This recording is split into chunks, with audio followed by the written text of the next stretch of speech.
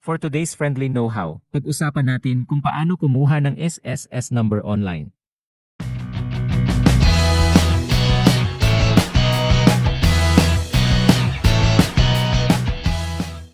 Bakit ba mahalaga ang SSS number? Ang SSS, o Social Security System number, ay mahalaga dahil ito ang unique na identifier ng bawat member ng SSS. Ang SSS ay nagbibigay ng access sa iba't ibang benefits and services tulad ng pagkuha ng loans, sickness benefits, maternity benefits, retirement benefits, disability benefits, death and funeral benefits, and many more. Para makapag-apply ng SSS number online, go to sss.gov.ph. Click ang Apply for an SS number online.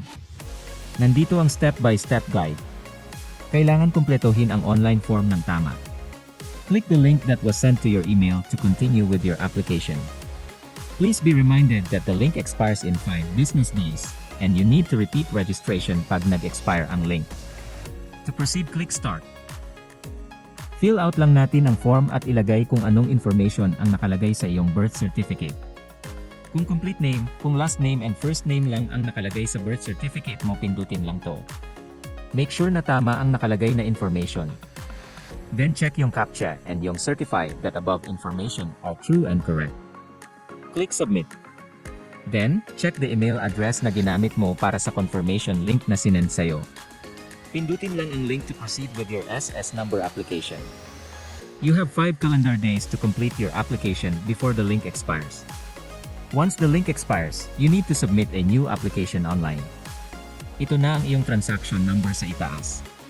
Kumpletuhin ang form and make sure na ilagay ang tamang information, lalo na dun sa required fields yung may mga asterisk na pula. Piliin ang gender mo. Click dito kung ang mother mo ay may complete name or last name and first name only lang sa kanyang birth certificate. Ilagay ang mother's maiden name or yung apelido niya sa pagkadalaga. Tuloy lang sa fill out ng form. Kung may PIN number ka na, maaari mo siyang ilagay dito. Kung wala pa naman, maaari mo ito i-leave as blank. Ilagay ang mobile number, email address, home address. Then, kung para saan mo gagamitin ang SS number mo. Kung for employment. Kung self-employed, overseas Filipino worker, non-working spouse, claimant, survivor, pensioner, or guardian. Click mo lang sila and kailangan mo lang mag-provide ng additional information. Pero kung for employment mo lang ito gagamitin, yun lang ang piliin mo, then save. Tuloy lang tayo sa pag-fill out ng form. Ilagay ang iyong marital status kung ikaw ay may asawa na. Nationality, religion. Pag pinili ang other, specify mo lang kung anong religion sa other religion field. Place of birth, select kung within Metro Manila or provincial, then click Next.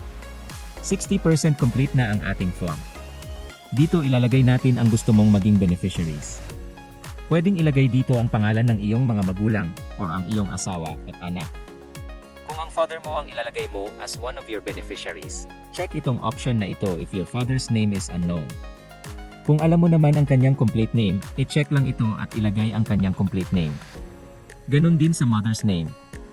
Kung ang asawa mo naman ang gagawin mong beneficiary, ilagay lang dito ang kanyang pangalan at kanyang apelido sa pagkadalaga. Pwede mo din ilagay dito ang pangalan ng iyong anak kung meron na. Pindutin lang ang add row kung mahigit sa isa ang iyong ilalagay.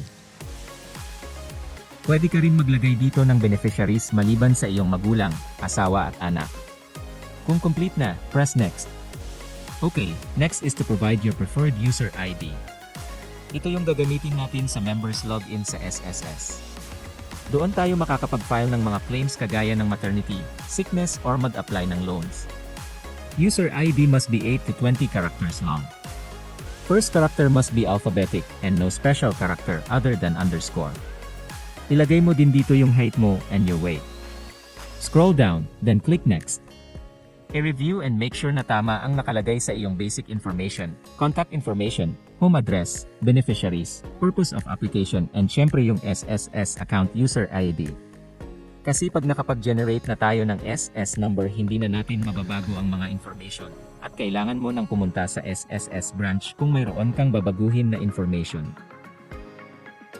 Kaya i-check ng mabuti ang mga detalye. Kung meron ka pang kailangan na baguhin, pindutin mo lang ang previous at balikan ang information na kailangan mong baguhin.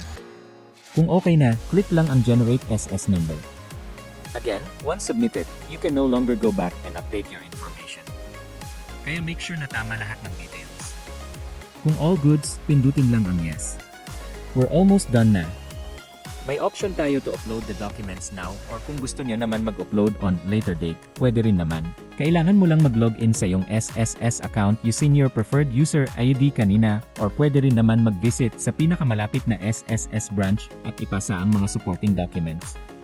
Pero mas maganda kung i-prepare mo yung mga documents and i-upload mo na din ngayon. Ito ang supporting documents na pwede gamitin at i-upload. First is birth certificate. Pindutin mo lang yan, then choose file and make sure na 3 MB lang yung file na i-upload mo. Kung wala ka naman birth certificate, pwede mo gamitin or i-upload ng alin sa mga sumusunod.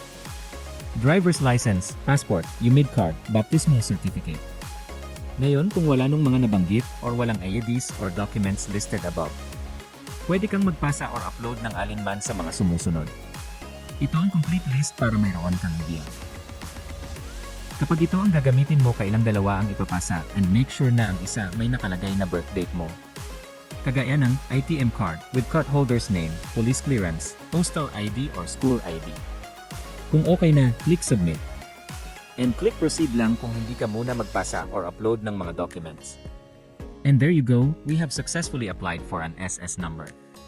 May mga reminders dito na kailangan mo i-print ang transaction number slip na ma-receive mo sa iyong email. Ito ay i-present mo sa SSS branch for your UMID card enrollment.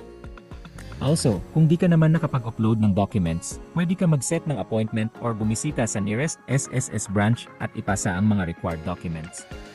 Meron din notification dito kung gusto mo nang mag-enroll sa WIS Plus or hindi pa. Ito kasi ay dagdag contribution sa SSS na magagamit mo for retirement. Kung agree ka, press yes lang, kung hindi, press maybe later. Pwede mo nang i-download at i-print yung E1 or E6 natin. Pwede mo din i-download ang SSS transaction slip para to sa UMID card enrollment. I-present mo lang ito sa SSS branch together with your 2 valid IDs or any approved supporting documents na isesend sa email mo. Lastly, ito yung SSS number mo. Lahat ng documents na ito ay sinend sa email mo, pwede mo ito i-check at i-download anytime. Please be reminded na ang SS number na nakuha natin online ay temporary pa lang and you need to visit the nearest SSS branch near you para gawin itong permanent. Don't forget to bring all the documents na sinend sa email mo kasama yung mga kailangan mong IDs or supporting documents. If this guide helped you, give it thumbs up and share it with someone who needs it. Don't forget to subscribe for more tutorials like this.